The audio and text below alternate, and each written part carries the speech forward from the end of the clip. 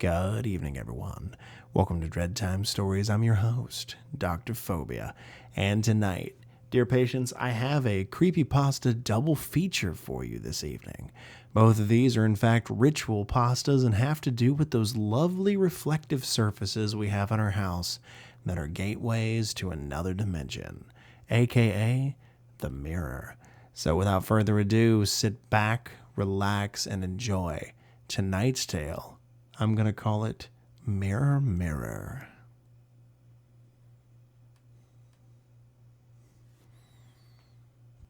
So, here's what you're going to need to do this ritual.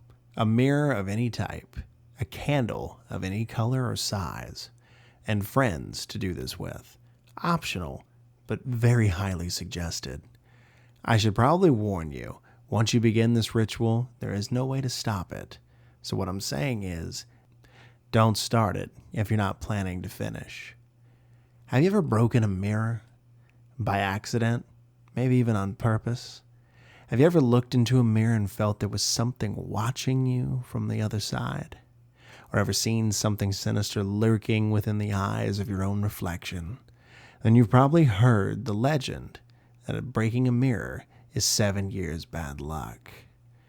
Some ancient civilizations believe that there was sort of a purifying effect to mirrors. They believe that looking into one's reflection in the eyes would transfer a person's negative energy into the reflection of the mirror. They believe that this had a cleansing effect, but it also had dangers. This is why breaking a mirror has been known to cause bad luck. Think about it. If this is true, then every time you look into a mirror, you are transferring negative energy into it. Can you just imagine how much negative energy is just sitting there inside your bathroom mirror? Then when you break the mirror, that negative energy is released and causes bad luck for everyone around it. For this ritual to work, you will need a mirror that you don't mind breaking. According to the manifesto, both the risk and eventual reward for this ritual are stronger depending on how old the mirror is. I mean, it makes sense if you really think about it. An older mirror has been looked into more and therefore has more negative energy inside of it. In order to begin the ritual, you must look your reflection in the eyes, transferring your negative energy into the mirror one last time. You only need to do this for a few seconds. Then, you need to lean forward and breathe onto the mirror, making it foggy with your breath. My sources refer to this as anointing the mirror with your breath.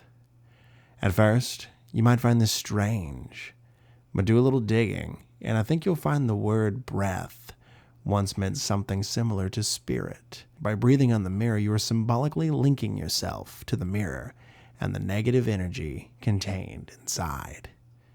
This linking is critical to the success of the ritual. Everyone in the group needs to complete this step as well before moving on to the next one. After this is completed, you can light the candle. Use the candle to burn the mirror. This agitates the evil on the other side. You only need to do this for a few seconds or until there's a noticeable black mark on the mirror. Note that the longer you do this for, the more agitated the negative energy will become.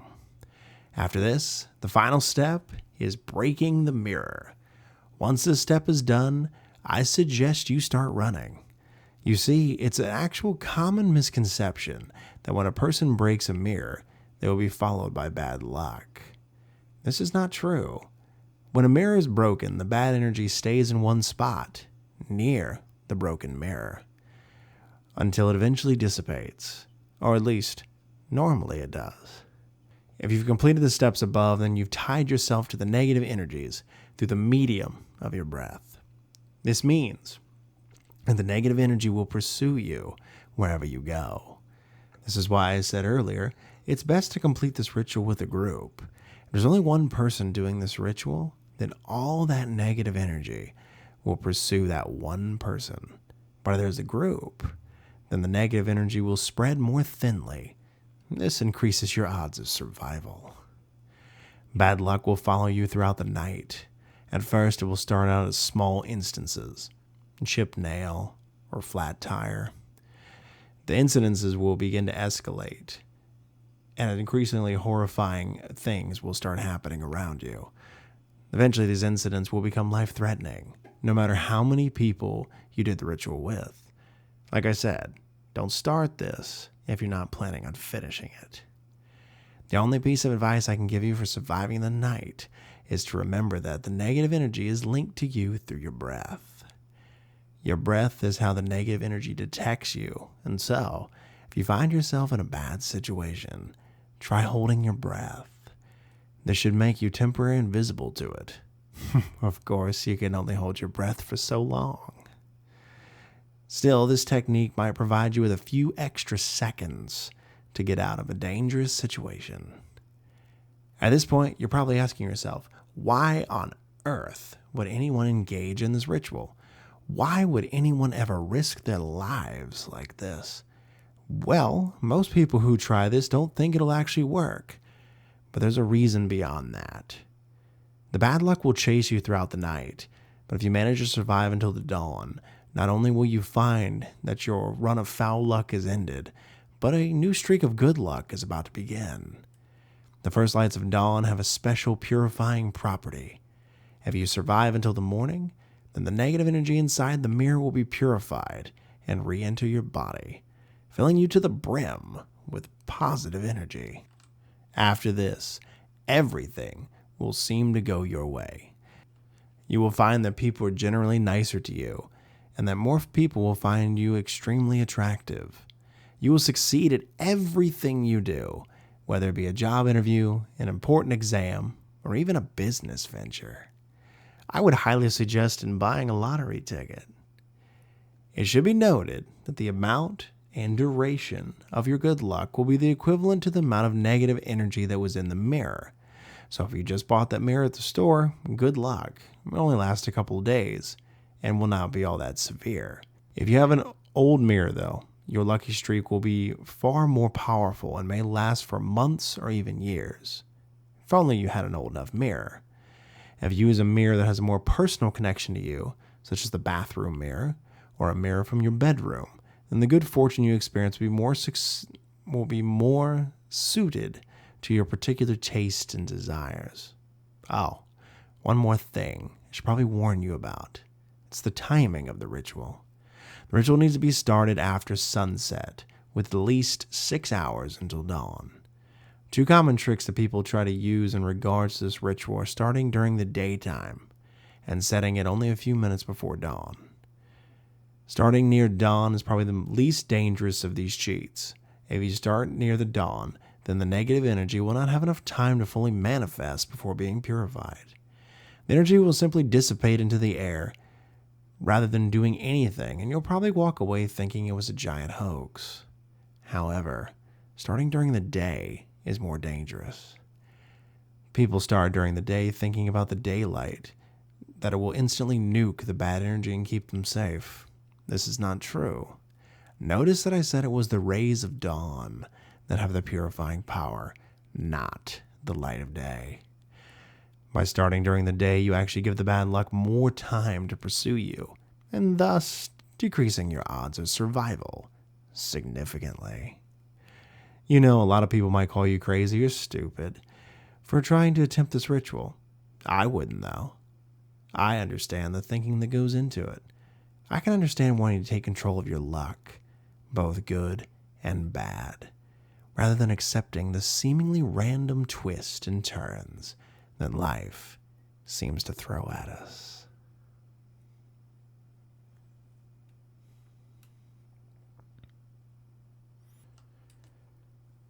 So, this is an old trick, and I'm sure many of you have tried it. Turn down the lights, stare into a mirror, stare at your face, and let your eyes go out of focus.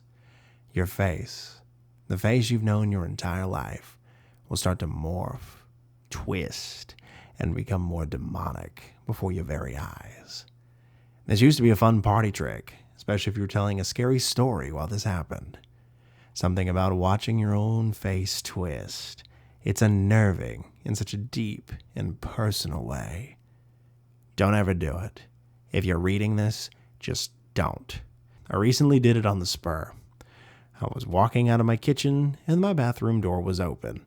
There was just enough light from the little kitchen to see the mirror. I stared, watched my face turn ugly, same as always, until it smiled back. At first I thought I smiled. No, the reflection did. I don't know much, but I do know what's ever on the other side of that mirror. It hates you. Maybe because we just see our reflection, our property. Something used to comb our hair and brush our teeth. But it's alive, and it's full of hate. I hear it now, at night, tapping on the mirror. It wants out. I try to show my wife, but it's smart. She just sees the reflection, but as soon as she turns around, it smiles at me. The taps have turned into a pounding. Not just at home either. It goes wherever I go, and it wants me. Tonight, I can hear it tapping, and now it's pounding. Its face is that twisted face. I see. I figured it out. That twisted face is from your eyes going blurry. No, it's its real face showing up. Oh, sweet God. I think I just heard the glass shatter.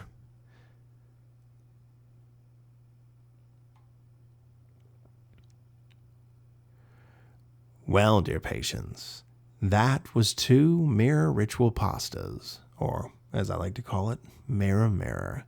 I hope you enjoyed it and thank you for listening. Like I always say in closing, check under your bed, look in your closet, and sleep with the light on.